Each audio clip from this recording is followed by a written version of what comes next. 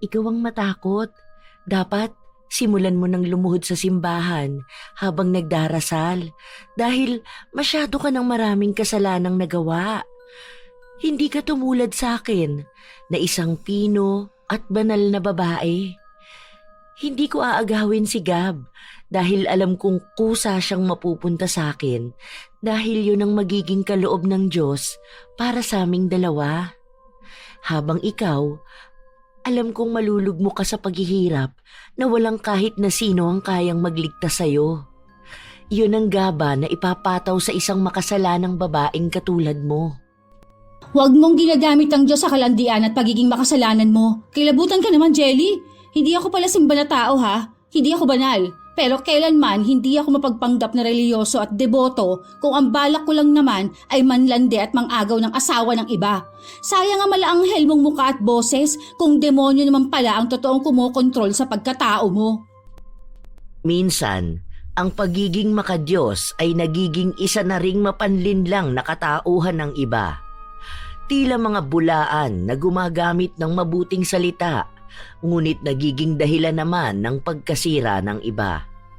Ganoon ang pinagdaanan ni na Isabela at Gab kung saan nakilala nila ang isang relihiyosang babae na siyang pilit na sumisira sa kanilang relasyon.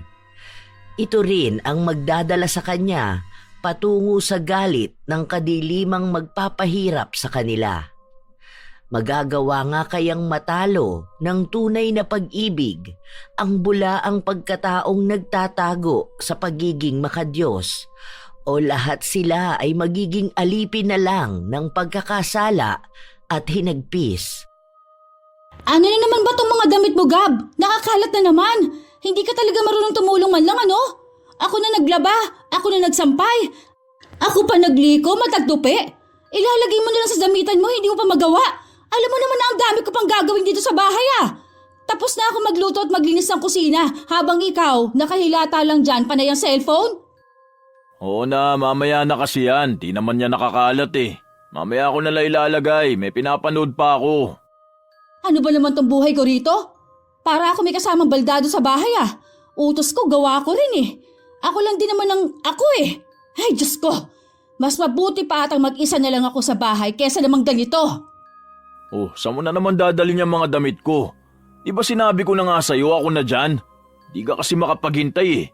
Kapag inutos mo kasi gusto mo sundin ka agad.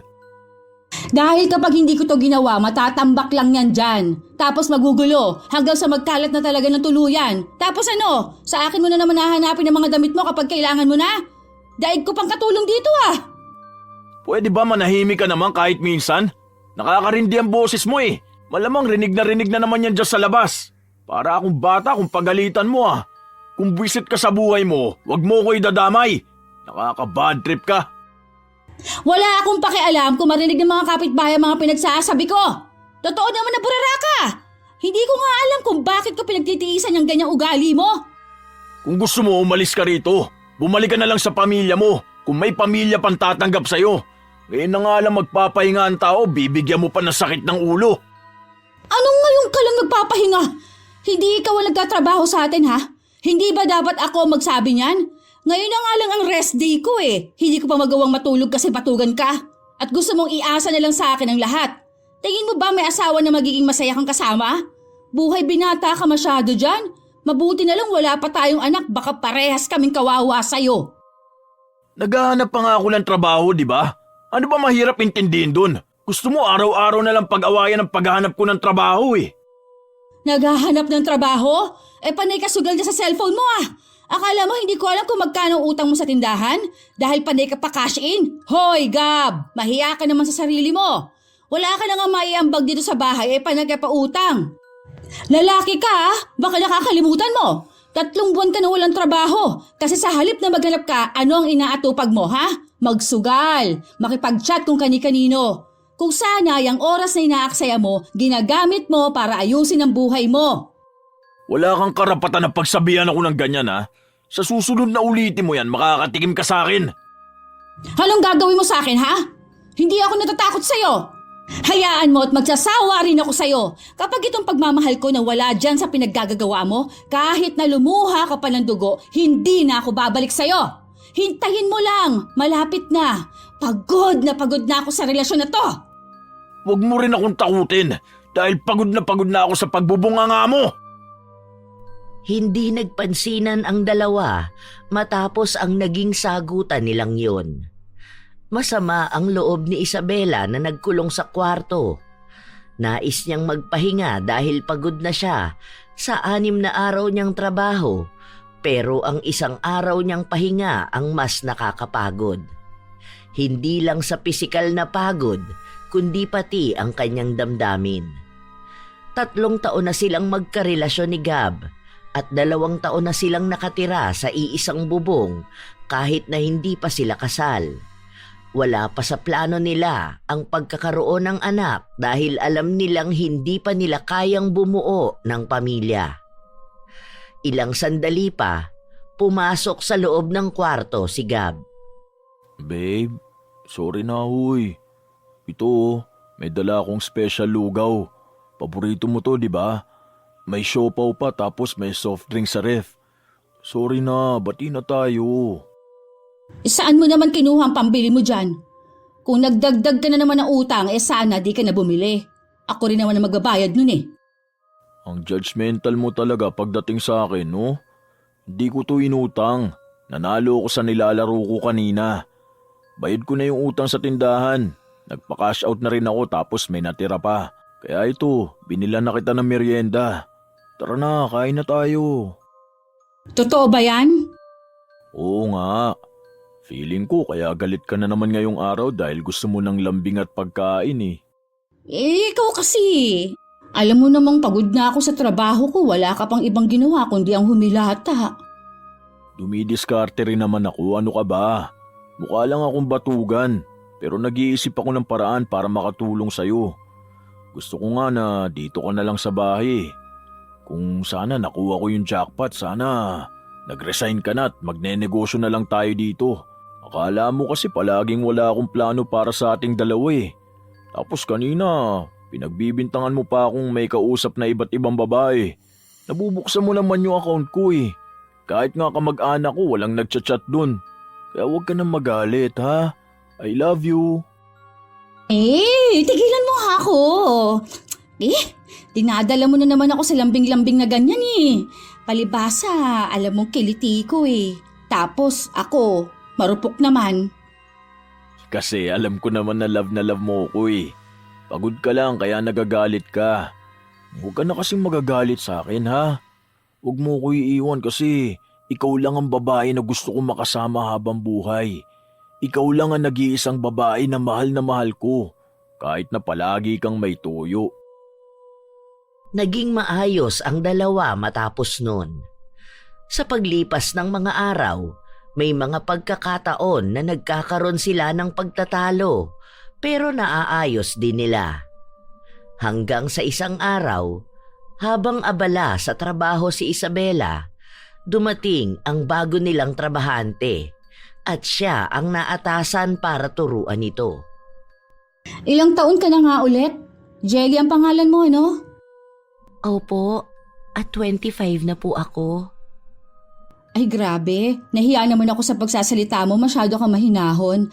Ano ba naman tong boses kong daig pang siga sa kanto, nangahamon ng away. Kung misa maririnig mo kung parang galit, normal na boses ko lang yon ha. Baka bigla kang matakot sa akin eh. Hindi ako galit kapag ganun. Alam mo, sa sobrang hinhin mo, baka hindi magagalit ang customer kapag nagkamali ka eh. Sila pa ata ang magsasorry sa'yo.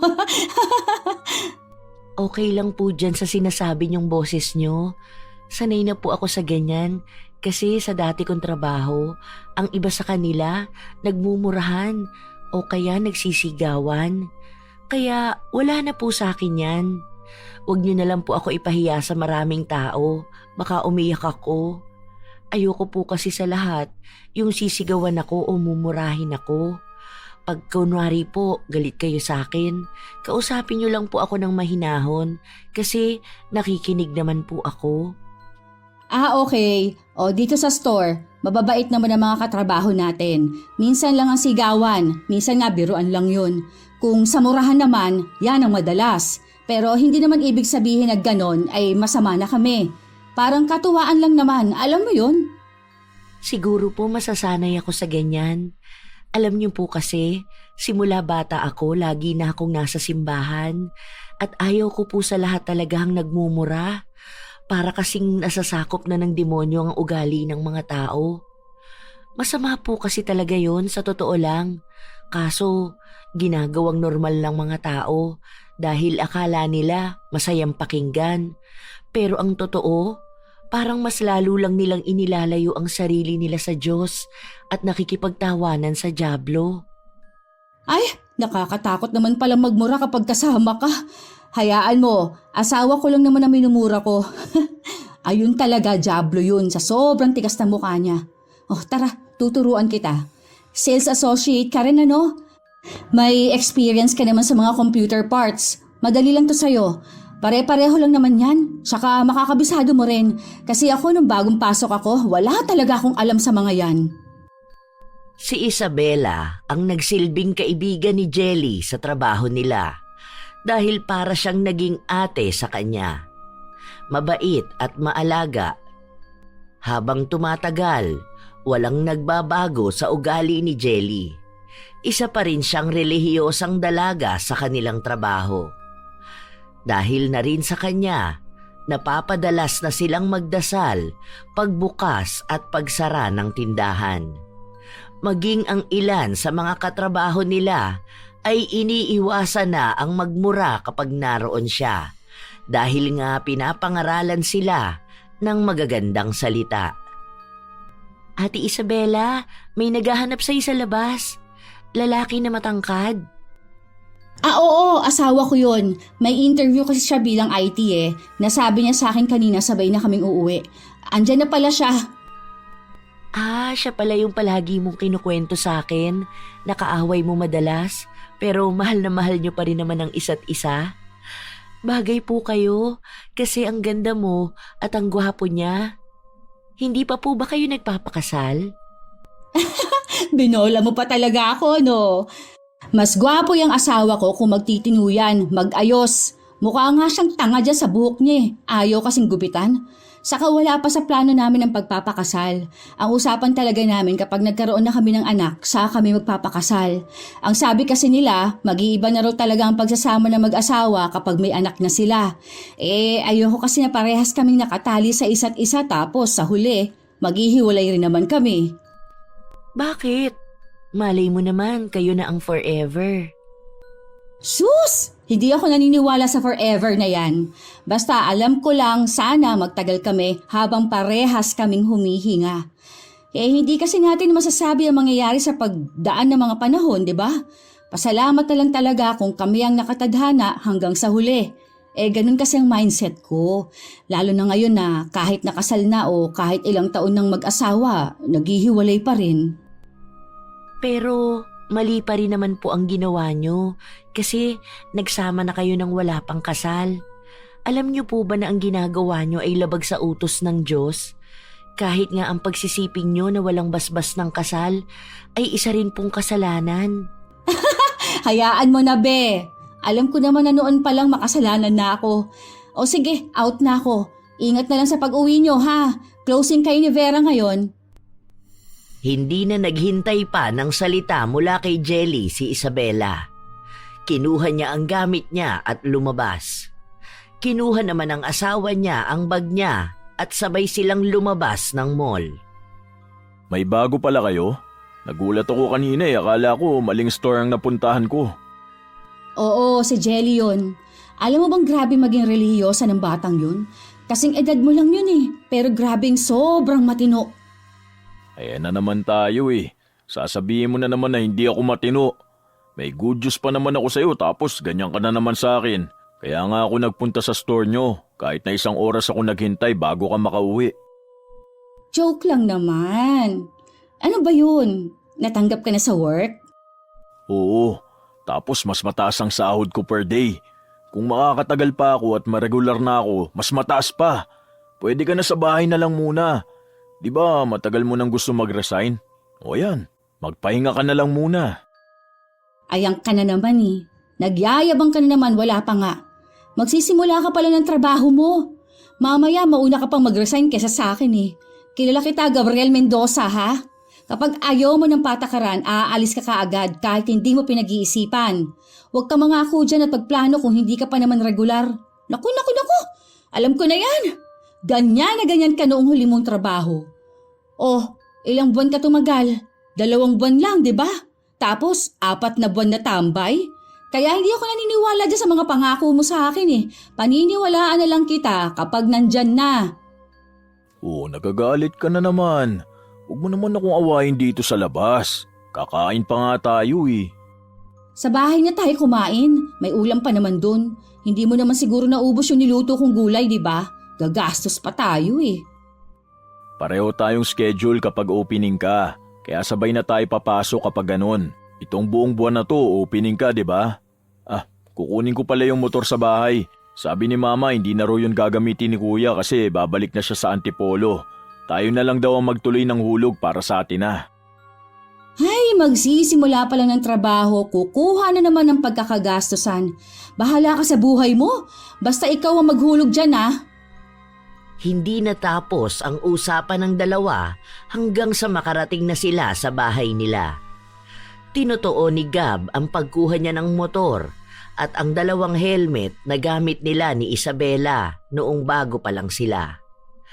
Nang makapagsimula na sa trabaho si Gab, naging maluwag na rin ang gastusin sa bahay na dati ay sagot lang lahat ni Isabela.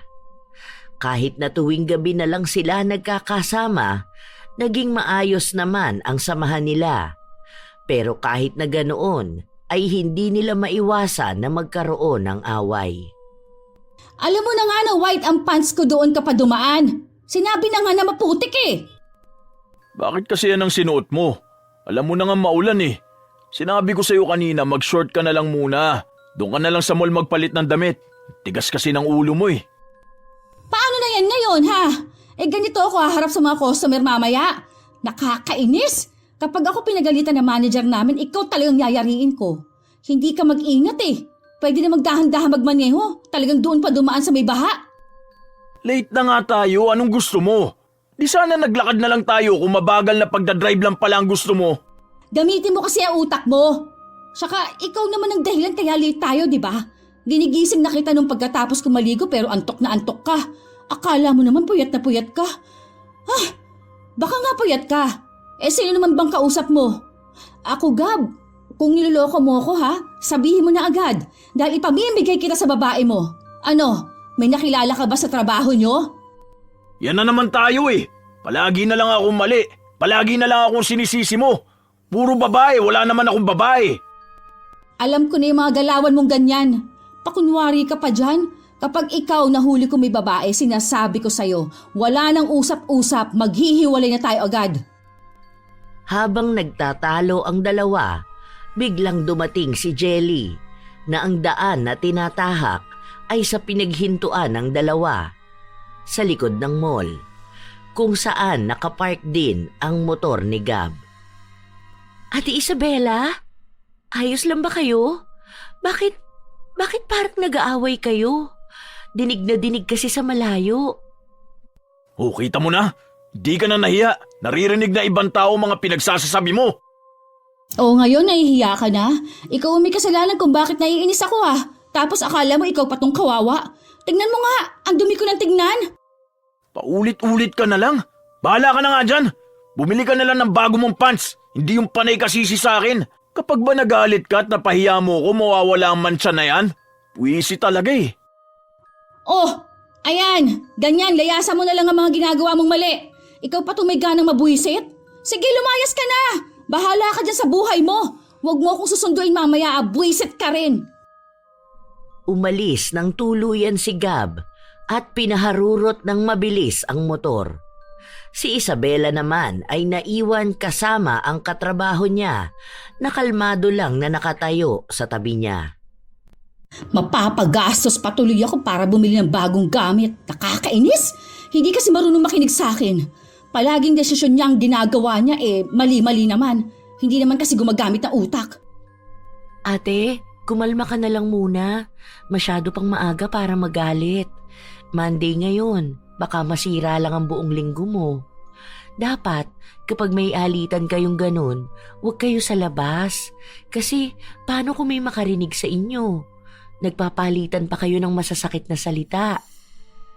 Hindi ko kasi mapigilan ang sarili ko Inis na inis kasi talaga ako sa totoo lang.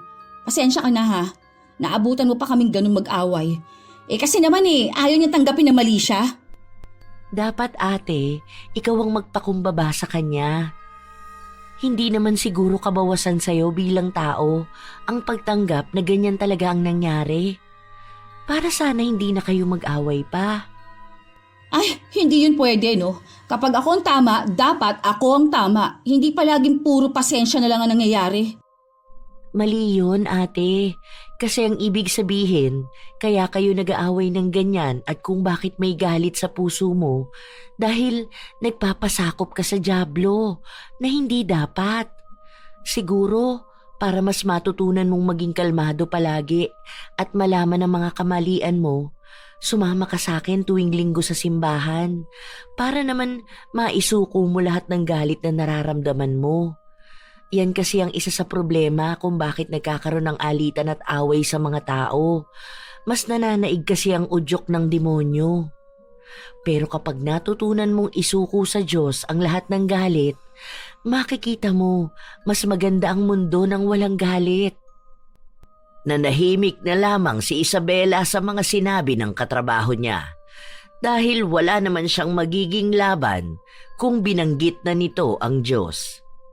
Ganoon ang madalas na ginagawa ni Jelly kapag may napapansin siyang hindi maganda sa paligid niya.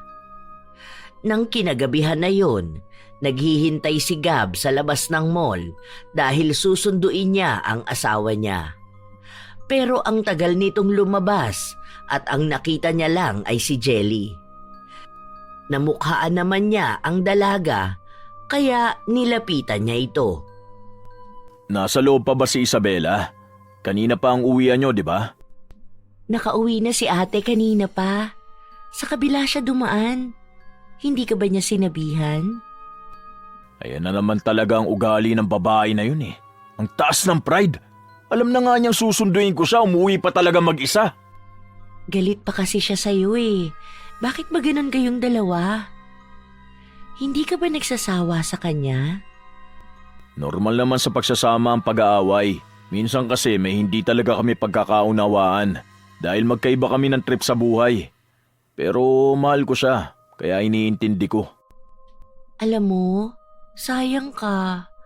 Kasi ang gwapo mo naman Tapos, balita ko, mas bata ka sa kanya. Huwag ka mag-settle sa ganung ugali. Halata namang mabait ka. Dapat sa'yo, yung mga babae na mahinhin at mahinahon magsalita. Hindi yung sinisigawan at pinapahiya ka. Oh, teka lang. Huwag mo akong hawakan. Baka may makakita sa atin at sabihin pa sa asawa ko. Ma-issue pa ako. Imbis na magkabati kami, lalo pa kami mag-away. Panay pa naman ang duda sa akin nun. Bakit asawa ang tawag mo sa kanya? Hindi pa naman kayo kasal. Ang asawa ay ang babae na hinarap mo sa Diyos, hindi ang babaeng binahay mo lang. Hindi mo pa siya asawa, kinakasama mo pa lang siya. Bakit parang kakaiba ka naman magsalita? Hindi ka naman ganyan ikwento ng asawa ko Ang weird mo. Makaalis na nga. Nais pa sanang magpapansin ni Jelly kay Gab, pero agad na rin itong umalis. Pagka-uwi sa bahay, nakasarado pa ang pinto kaya alam niya na wala pa ang asawa niya. Nagtataka si Gab dahil kung kanina pang nakauwi si Isabela, dapat ay nauna na ito sa kanya. Sinubukan niyang tawagan ang asawa pero hindi niya magawa dahil nakablock siya. Kaya wala siyang ibang nagawa kundi ang maghintay. Ilang sandali pa ay dumating na rin ang asawa niya. Ibinato sa kanya ang helmet na hawak. Walang hiya ka, nandito ka lang pala.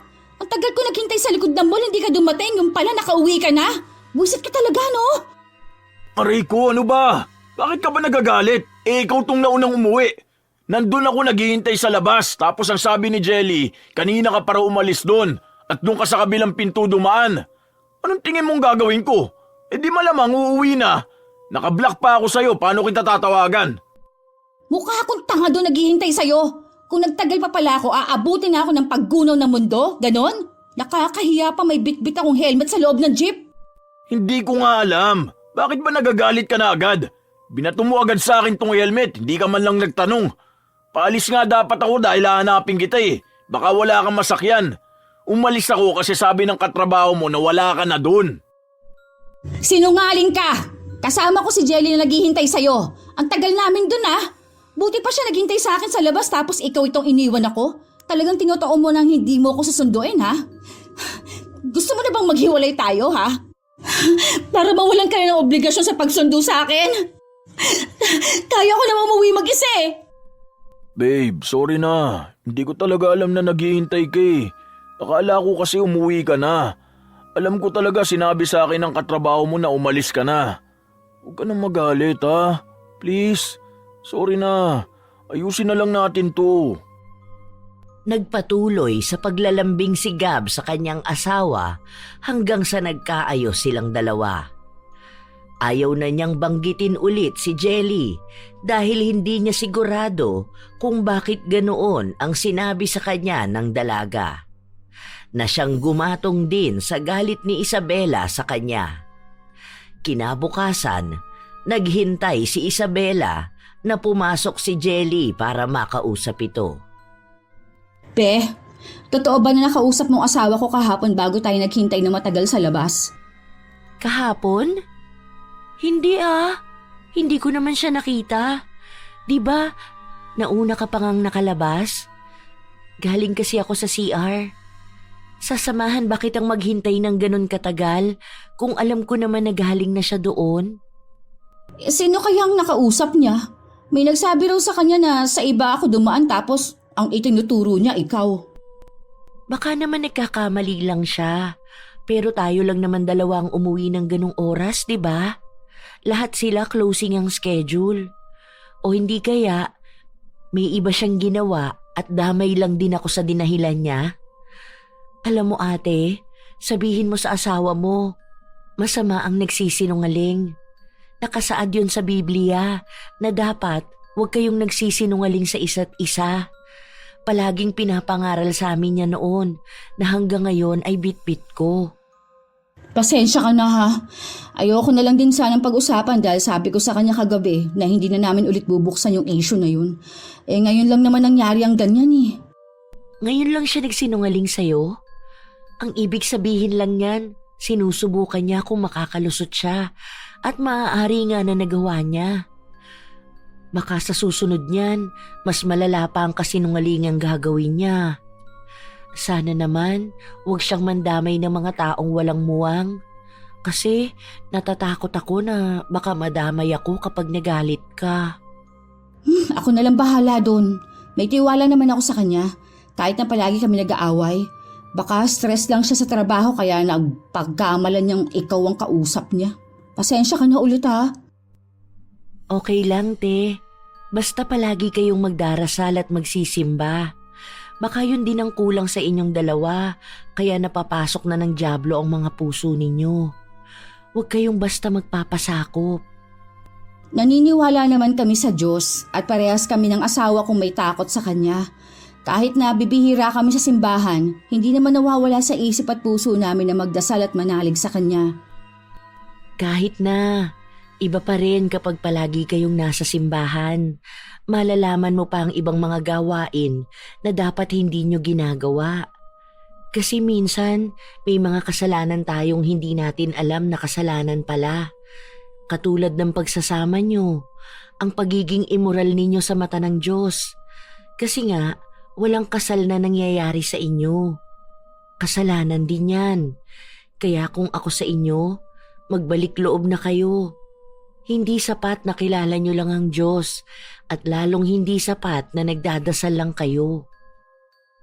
tumatak sa isipan ni Isabela ang mga sinabi sa kanya ni Jelly. Inisip niya kung kailan ba sila huling beses na nagsimbang dalawa. Bihira lang kasi sila sa simbahan kung kailan lang nagkakaroon sila ng oras na dalawa. Pero ngayon na nakilala na niya si Jelly, para bang bumabalik ang loob niya para magsimulang bumalik sa bahay ng Diyos. Nang sumapit ang linggo, nagsimba silang dalawa ni Gab para magkaroon ulit ng pundasyon ang relasyon nilang dalawa. Simula noon, kahit na paano ay nagiging maayos na ang kanilang pagsasama. Babe, bukas closing na ako ha. Huwag mo na ako sunduin. Oh, bakit naman? 2 hours lang naman ang pagitan ng uwian natin ha. Hindi na, susunduin na kita. Ako na lang ang magdadala ng helmet para hindi ka na mahirapan pagsakay mo sa jeep kapag papasok ka. Ang tagal din nun. Alangan namang 2 hours ka maghintay sa labas. Pwede naman, di naman yun nakakainip eh. Maglalaro na lang ako para hindi ko mapansin ang oras. Ayan ka na naman sa sugal mo ha. Masama nga yung ganyan eh. Naahawa ka na kay Jelly. Laro-laro lang naman kasi to. Di ko na nga masyado nagagawa kasi busy na ako sa trabaho eh. Gusto mo na naman ata mag-away tayong dalawa. Oo na po, hindi na po ako magsusugal. Huwag ka na po magalit sa akin. Mag-i-install na lang ako ng ibang laro para hindi ako mainip maghintay sa'yo. Basta susunduin kita kapag uwian nyo na. Sabay na tayong uuwi. Kahit na magkaaway tayo palagi, gusto ko safe ka makakarating sa bahay. Sus! Yan ka na naman. Kung hindi mo lang sana ako ginagalit, hindi sana tayo nag-aaway. Sige na, papasok na ako. Bye na. I love you. Habang naglalakad papasok sa loob si Isabela, nakatambay lang sa labas si Gab dahil masyado pang maaga para pumasok sa opisina nila. Ilang sandali pa, nagulat siya nang maramdaman niya ang mainit na haplos mula sa kanyang braso. Ay, ano ba yun? Jelly? Kumusta ka na? Bihira lang kitang nakikita. Buti hindi na kayo magkagalit ni Ate Isabela. Kapag nagalit siya, pwede namang ako na lang ang ihatid mo pa uwi eh. Malapit lang ang inuupahan kong bahay. Tapos, mag-isa lang ako doon. Ha? Naririnig mo ba yung sinasabi mo? Bakit naman kita ihahatid pa uwi? Nakita mo nga na may asawa akong tao. Ayos ah, hindi halata sa maamo mong mukha yung ugali mo. Kaya pala una pa lang alam ko na may kakaiba sa'yo eh. Alam mong may kakaiba sa akin? Ibig sabihin, may nararamdaman ka talaga para sa akin. Hindi naman kita masisisi kasi hamak naman na mas mabait ako kaysa sa kinakasama mo. Mas bata ako, mas mahinahon magsalita, mas maganda. Kaya ko rin naman maging mas magaling sa kanya kung gusto mo lang namang subukan. Bukas ang bahay ko kahit na anong oras mo ko kailanganin. Lumayo ka nga sa akin. Pag-isipan mo yung mga lumalabas sa bibig mo. Try mo kayang isa-isayin ng 10 utos ng Diyos para alam mo kung anong kasalanan niyang ginagawa mo. Kala ko pa naman reliyoso kang tao. Nakatago lang pala yung kalandian mo. Wag ako, dahil kahit na kailan hindi ko naisipan na lukuhin ang asawa ko.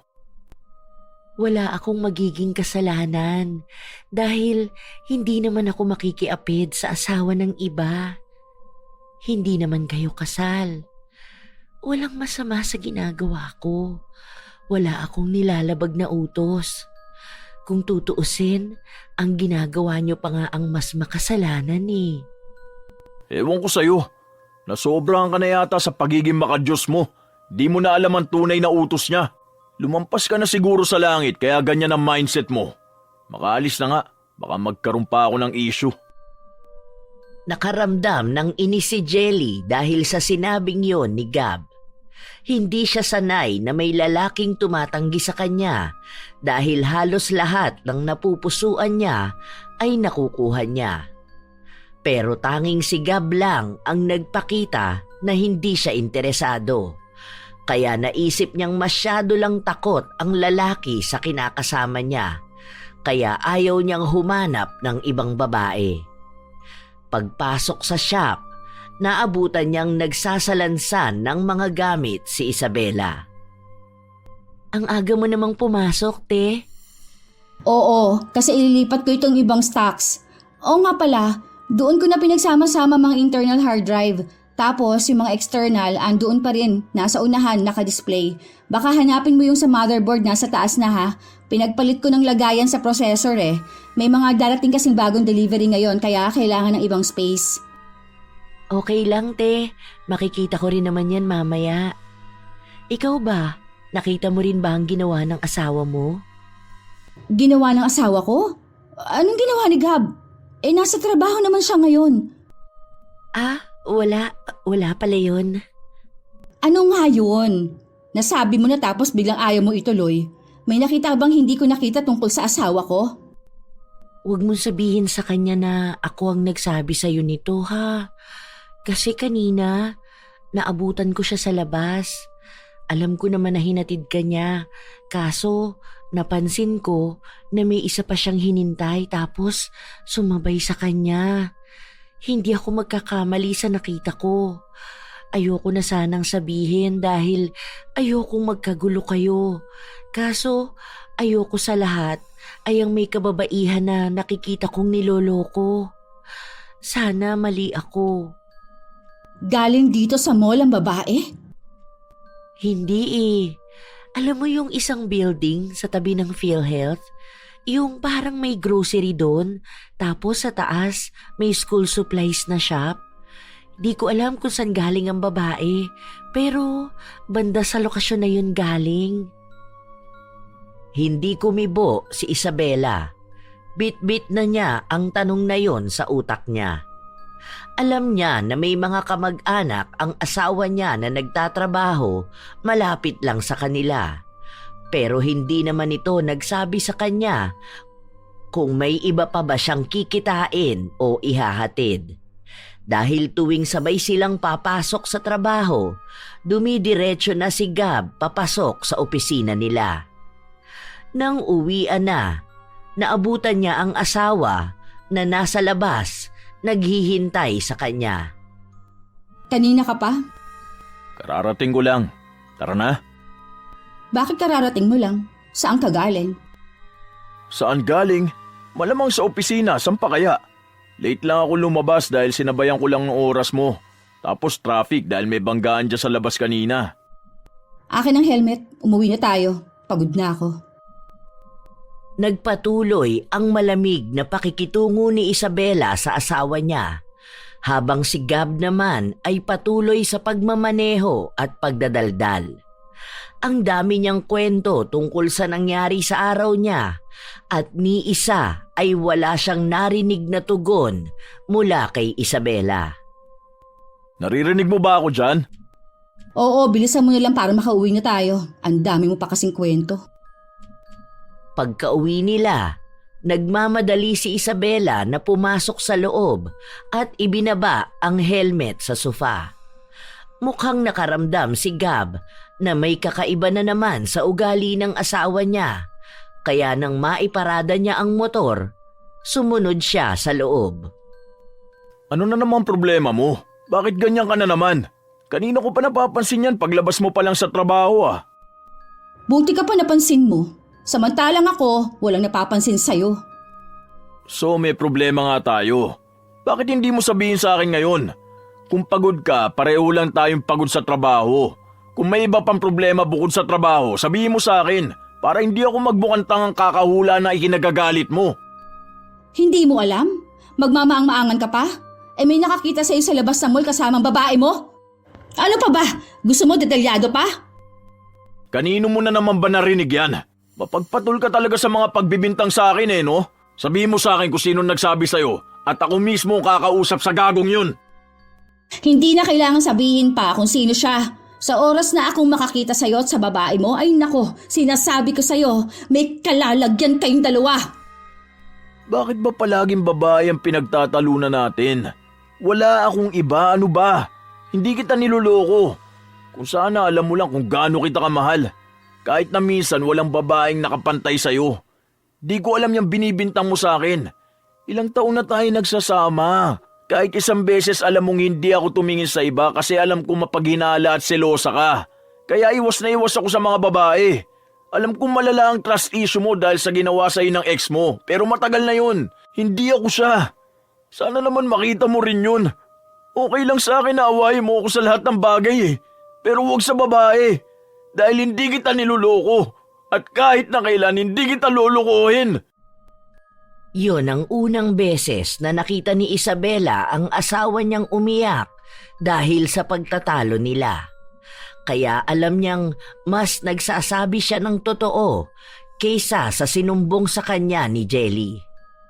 Ang ipinagtataka niya ay bakit kailangan pang sabihin niyo ni Jelly ng detalyado. Makalipas ang mga araw, magkaiba na sila ng schedule, kaya palaging naghihintay si Gab sa labas ng mall. Napapansin din ni Isabela na may kakaiba sa ikinikilos ni Jelly dahil madalas yung nagsasabi ng mga bagay na ikasisira ng kanyang asawa.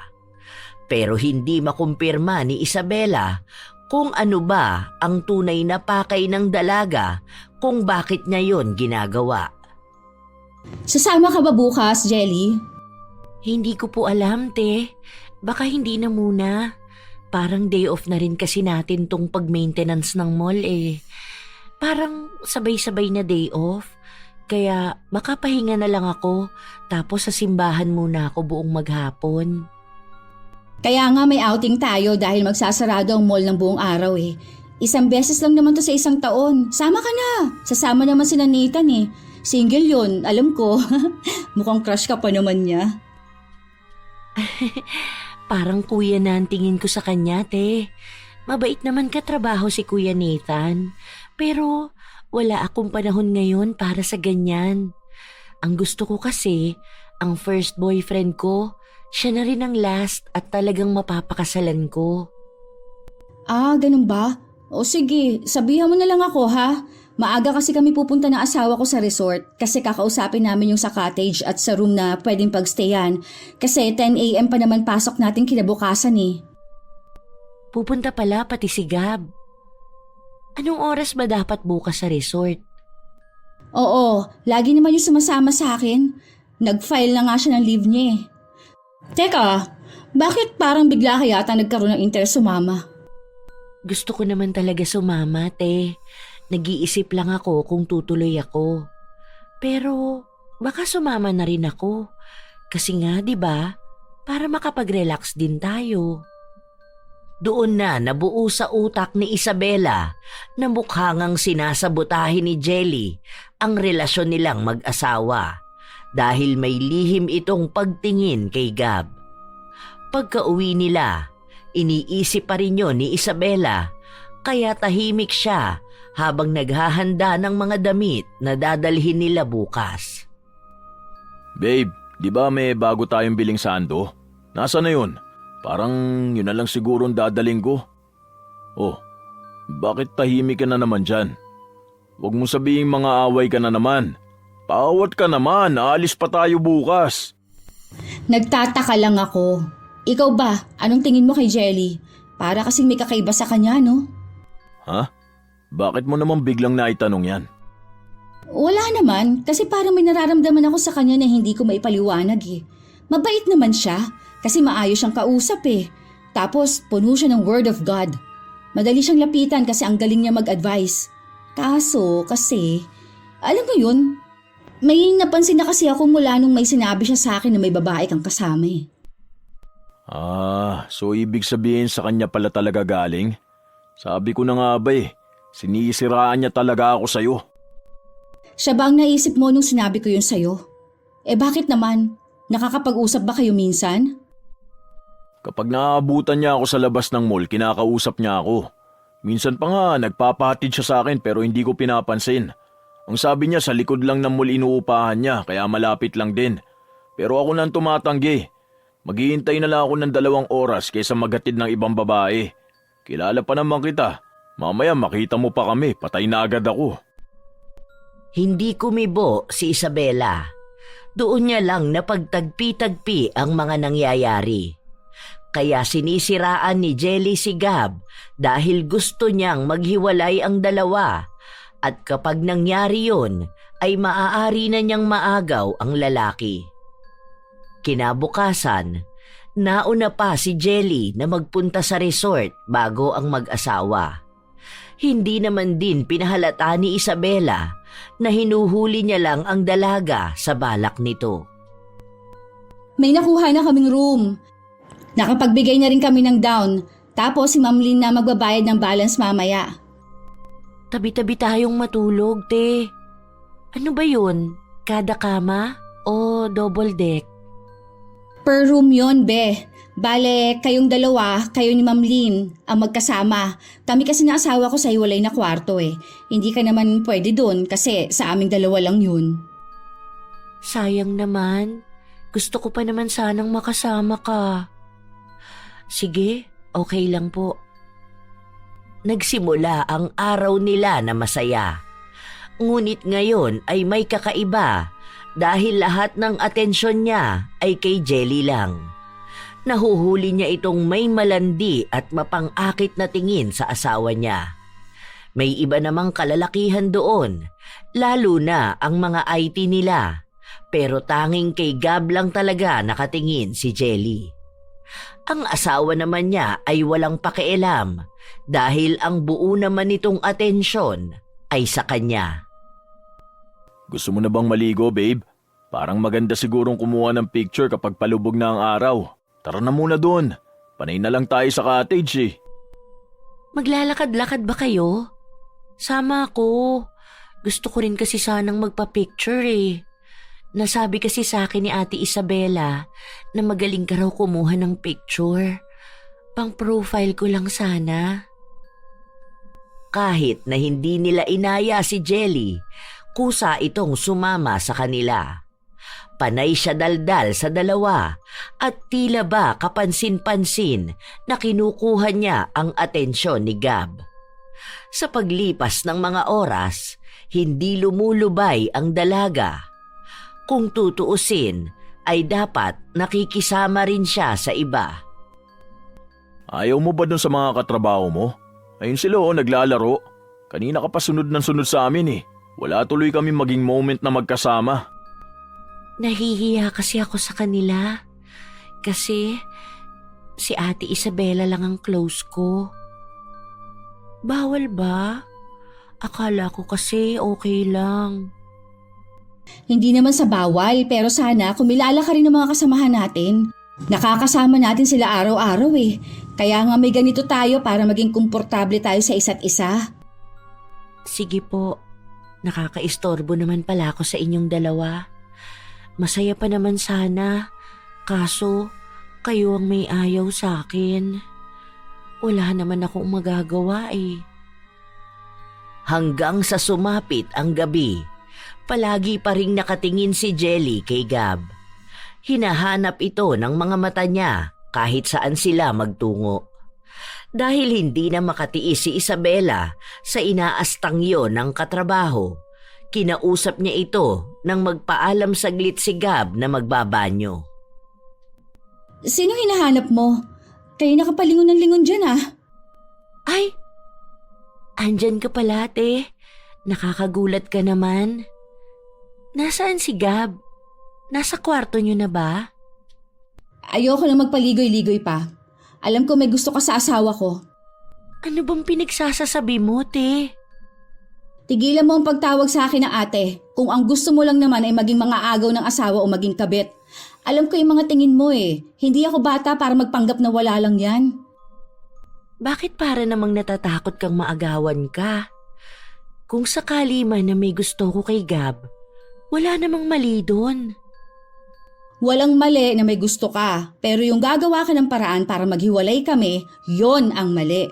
Ang ganda pa naman ang tingin ko sa'yo. Isang malinis na babae, makadiyos at mapagkakatiwalaan, pero mali pala ako. Mukhang ginagamit mo lang ang Diyos para makapang-agaw ng asawa ng iba eh. Hindi asawa ang inaagaw ko. Kasi ang asawa, kasal. Saka halata naman na malaki ang pagkakaiba natin eh. Kung mas makikilala ko ni Gab, mas malalaman niyang higit ako sa'yo. Dahil ikaw, isang babae na hindi pangharap sa altar. Samantalang ako, malinis niyang maihaharap sa Diyos. Tigilan mo yung kahibangan mo sa asawa ko. Bata ka pa. Sayang ang mukha mo kapag yan sinira ko. Hindi kita tinatakot dahil lahat ng sinasabi ko, ginagawa ko talaga. Ikaw ang matakot. Dapat, simulan mo ng lumuhod sa simbahan habang nagdarasal dahil masyado ka ng maraming kasalanan na nagawa. Hindi ka tumulad sa akin na isang pino at banal na babae. Hindi ko aagawin si Gab dahil alam kong kusa siyang mapupunta sa akin dahil yon ang magiging kaloob ng Diyos para sa aming dalawa. Habang ikaw, alam kong malulugmo ka sa paghihirap na walang kahit na sino ang kayang magligtas sa'yo. Yun ang gaba na ipapataw sa isang makasalanang babae na katulad mo. Huwag mong ginagamit ang Diyos sa kalandian at pagiging makasalanan mo. Kilabutan ka naman, Jelly. Hindi ako pala simba na tao ha. Hindi ako banal. Pero kailanman, hindi ako mapagpanggap na reliyoso at deboto kung ang balak ko lang naman ay manlande at mangagaw ng asawa ng iba. Sayang ang malaanghel mong muka at boses kung demonyo naman pala ang totoong kumokontrol sa pagkatao mo. Doon na nagsimulang magkalabuan ang dalawa. Lalo na kapag nasa trabaho sila. Napapansin na yun ng iba kaya kinausap sila. Pero inilihim ni Isabela ang buong katotohanan. Ayaw niyang madamay ang kanilang trabaho. Hanggang sa isang araw, habang nagtatrabaho si Isabela, nakaramdam siya ng kung ano sa kanyang mga kamay. Hindi niya yon maigalaw at parang may maliliit na kuryenteng tumutusok. Dahil sa sakit sa nangyari sa kanya, hindi siya makahawak ng kahit na ano. Kaya nakisuyo siya sa isa niyang katrabaho na tawagan ng asawa niya para sunduin siya. Agad silang nagtungo sa ospital para maipatingin ang nangyari sa kanya. Pero dahil walang malinaw na resulta, wala silang nagawa kundi ang umuwi na lang. Babe, ang sakit talaga ng kamay ko. Kapag pinipilit kong galawin ang mga daliri ko, parang mas lalong sumasakit. Huwag mo na muna kasing galawin. Sabi ko naman kasi sa'yo magpahinga ka na lang muna dyan eh. Baka naman napasma ka. Bakit naman ako mapapasma? Wala naman ako ibang ginagawa eh. Kanina nagsasalan-salang naman ako ng mga stock tapos bigla na lang nanigasto. Ang sakit pa ng mga tumutusok-tusok. Mas masakit siya ngayon. Inumin mo na lang muna tong gamot. Tapos hintayin natin hanggang bukas kung magiging maayos yan. Kapag hindi, magpa-file ako ng leave kahit 3 days. Luluwas tayo para dun tayo sa Maynila magpapatingin. Paano kapag ganito na lang ang kamay ko habang buhay? Ang ibig bang sabihin, hindi na ako makakapagtrabaho at hindi na rin ako makakakilos dito sa bahay? Ano na mangyayari sa akin? Magiging walang kwentang tao na ako. Babe naman, binibigyan mo na naman ng stress ang sarili mo eh. Wala namang masama mangyayari sa'yo. Magiging maayos ka na bukas. O kahit mamaya kapag nainom mo na yung gamot. Huwag kung ano-anong iniisip mo ha. Huwag mo nang dagdagan ng problema. Kinabukasan, nagising si Gab dahil sa sigaw ng asawa niya. Nang tingnan niya ito sa kanyang tabi, wala roon si Isabela. Kaya agad siyang napatakbo sa labas. Nakita niyang magulo ang kusina at nakaupo sa sahig ang asawa. Babe, ano nangyayari sa'yo? Ano ba yan? May lapnos ang braso mo. Natapunan ba to ng mainit na tubig? Ano ba kasing ginagawa mo rito sa kusina? Gusto ko lang naman maghanda ng almusal natin kaso hindi ko masyadong magalaw ang mga kamay ko. Tapos yung pinapainit ko mantika. Nasagi ko kaya ayan, nabuhos sa akin. Sana ginising mo ko. Nagugutom ka ba? Masakit pa rin ba ang mga kamay mo? Ayaw kitang gisingin dahil ako ngang dapat mag-aasikaso rito sa bahay. Dahil walang kakayahan si Isabela na kumilos, ang asawa niya ang gumawa nito. Hindi niya rin naman magawa na makapasok sa trabaho, kaya inutusan niya si Gab na magsabi sa manager nila. Dahil ayaw ni Gab na mag-isa lang siya sa bahay, pinapunta niya muna roon ang tiyahin niya na nakatira lang malapit sa kanila. At pinakiusapan na bantayan muna si Isabela hanggang sa makauwi siya. Magbabayad na lang siya kapag nakuha na niya ang sahod. Salamat po, ma'am. Hindi ko pa alam kung kailan kami makakapunta sa Maynila eh. Gusto ko kasi talagang ipatingin si Isabela dahil sa nangyayari sa kanya. Biglaan kasi. Tapos wala namang makitang problema sa x-ray niya. Mas malala lang ang nangyayari ngayon. Kasi naninigas ang kamay niya tapos namamaga pa. Nang makapagpaalam na si Gab sa manager ng pinapasukan ng asawa niya, nilapitan naman siya ni Jelly. Ano na ang balita kay Isabela? Nasabi ko na sa manager, di ko na kailangan ulitin sa'yo. Siguro, nagiging baldado na ang asawa-asawahan mo, no? Siguro naman, magiging pabigat na siya sa'yo at hindi na niya mapupunan ng mga gusto mo. Pwede mo namang makuha yun sa akin eh. Ano ba? Bitawan mo nga ako. Wala akong panahon para sa'yo. Ang dami namin problema, huwag ka na sana dumagdag pa. Hindi naman ako dagdag problema eh. Tinutulungan lang naman kitang mag-alis ng pabigat sa buhay mo. Kaya ko rin naman ang naibibigay sa yung ligaya ni Isabela. Baka nga, mas masiyahan ka pa sa akin. Subukan mo kaya manalangin ngayon para maalis yan demonyong bumubulong sa'yo. Umalis si Gab matapos niyang sabihin yon. Umabot ng ilang buwan, walang nagbago sa sakit na nararamdaman ni Isabela. Mas lalo pa yung lumalala. Kahit na dumayo na sila sa Maynila, hindi pa rin mahanap kung anong klaseng sakit ang nangyari sa kanya. Sunod-sunod din ang naging problema sa bahay nila at sa trabaho ni Gab. Dahil madalas na hindi nakakapasok si Gab, nabigyan siya ng memo. Kung magtutuloy-tuloy ang ginagawa niya, ay maaari siyang matanggal. Bakit ang sabi ni tita hindi ka raw kumakain? Kahit na sinusubuan ka niya, ayaw mo. Babe naman, ang laki na ng ipinayat mo.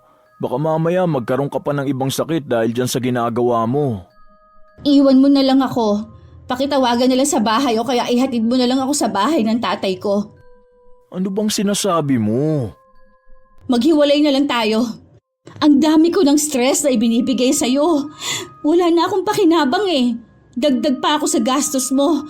Tapos narinig kong usapan ninyo ng tita mo. Baka matanggal ka pa sa trabaho. Hayaan mo na lang ako. Baka ito na talaga ang kapalaran ko. Hindi kita iiwan. Bakit ko naman gagawin niya sinasabi mo ha? Kailan ka naging pabigat sa akin? Kahit na ganyan ang nangyayari sa'yo. Ayos lang na paghirapan ko lahat. Basta wag ka lang mawawala. Maghanap ka na lang ng ibang babae na mas maayos. Mas may kakayahan ng panindigan ng pagiging asawa sa'yo. Wala na akong kayang gawin eh. Kahit sarili ko hindi ko maasikaso. Awang-awa ako sa'yo. Maghiwalay na lang tayo. Ayoko sa kahit na sinong babae. Kung hindi lang din naman ikaw ang magiging asawa ko, ayoko na lang magmahal ng iba. Okay lang sa akin na murahin mo ko araw-araw. Kahit bungangaan mo ko at sigawan sa kung saan-saan. Basta ikaw lang ang makasama ko. Kahit pa isumpa-sumpa mo na lahat ng mga kagaguhan ko. Please, dito ka lang sa akin. Magiging maayos ka rin naman. Ayoko ng ganito eh. Feeling ko wala akong kwentang tao kasi nasa bahay lang ako. Nakahiga, inaalagaan, tapos hindi pa alam kung gagaling. Hindi ako makakilos kasi itong lintik na mga kamay ko ayaw naman gumalaw. Namamaga pa at sumasakit. Ang dami mong gastos, ang dami mong pagod, tapos nauuwi lang lahat sa wala. Kahit na ilang puyat pa yan, ilang biyaheng malayo pa, ilang gastos pa, basta malaman ko lang kung paano ka gagaling. Hindi man natin na ipangako sa harap ng altar, pero sasamahan kita sa hirap man o ginhawa. Dahil mahal na mahal kita. Kaya huwag kang susuko, ha? Pinipilit ni Isabela ang gusto niyang pakikipaghiwalay, pero mas nanatili at mas pinaramdam palalo ni Gab ang pagmamahal sa kanya. Hanggang sa mga sumunod pang linggo, pilit pa rin nilang hinahanap ang sagot sa nangyayari kay Isabela. Habang abala sa trabaho si Gab, pinakilala sa kanya ang bagong pasok sa opisina nila bilang isang admin assistant. Nagulat pa si Gab nang si Jelly yun. Mukhang sinadya ng dalaga na mas mapalapit palalo sa kanya. Mas masaya to. Magkasama tayo sa iisang office. Kahapon lang ako na-interview eh. Tapos ngayon, nakapasok na agad ako. Wala akong pakialam. Marami akong ginagawang trabaho. Ayoko sa lahat yung kinakausap ako kapag busy ako. Ganyan ang mga gusto ko sa lalaki. Masusungit. Malakas ang dating kapag pilit akong pinagtatabuyan. Huwag kang mag-alala. Magiging akin ka rin naman. Bitawan mo nga ako. Bakit bang hilig mo akong hawakan? Kung lumipat ka lang dito para sundan ako, wala ka pa rin mapapala sa akin.